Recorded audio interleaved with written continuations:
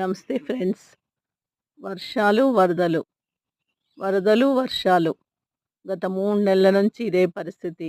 ఎప్పుడు వర్షం వస్తదో, ఎప్పుడు వరదలొస్తాయో, ఎప్పుడెళ్లి రిలీఫ్ క్యాంప్‌లో ఉండాలి. ఇది నా జీవితం. రోజు నేను మొక్కలు పెట్టడము, అవి కొట్టుకుపోవడం. మళ్ళీ మొక్కలు పెట్టడం, మళ్ళీ కొట్టుకుపోవడం. నాకు నా జీవితం పడి లేచిన కెరటంలా అనిపిస్తుంది.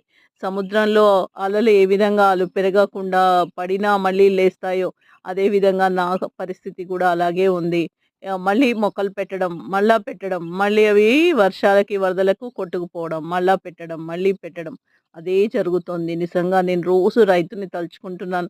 తన జీవిత కాలంలో ఎన్ని వర్షాలు, ఎన్ని వరదలు చూసాడో, కానీ పెరగకుండా రైతు మన అందరికీ ఆహారాన్ని అందిస్తూనే ఉన్నాడు. నిజంగా రైతుకి గోదావరి హ్యాట్స్ ఆఫ్. పోతున్నది. రియల్‌గా అదేంటంటే కడెం అన్ని ఈ గేట్స్ వరదల వల్ల వదిలేసినారు. జరిగే అక్కడ నుంచి నష్టాలను నేను ఓవర్‌ఫ్లో అయితున్నది. ప్రత్యక్షంగా మన చెక్ డ్యామ్ అనుభవిస్తున్నాను. నుంచి ఇక్కడైతే ఇక ఫ్రెండ్స్, ఇక నిజంగా పోతూనే ఉంది. జీవితంలో ఒక వర్షము, గొప్ప గోదావరి పాఠము ఈ వరదలు. రెండు పోతున్నాయి.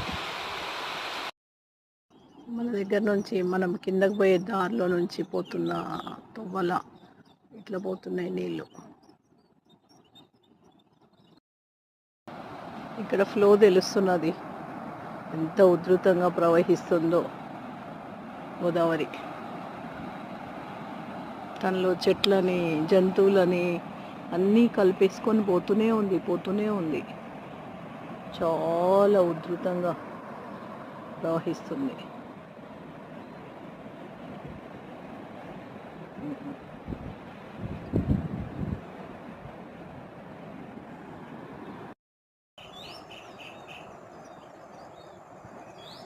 గోదావరిలోకి దిగే దగ్గర ఈ ఫోటో చూడండి. గుట్టలు, కొండలు అన్నీ కలుపుకొని తనలో ఎంత ఉధృతంగా ప్రవహిస్తోందో, అసలు చెట్లు, చేలు ఎంత ఉధృతంగా ప్రవహిస్తోందో గోదావరి.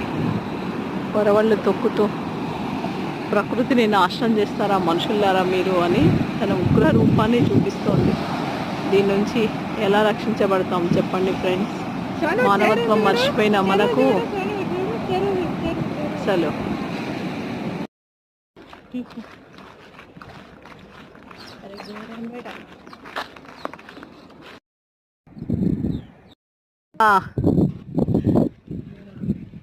నీళ్ళలా మునిగిపోయిన పంటలు,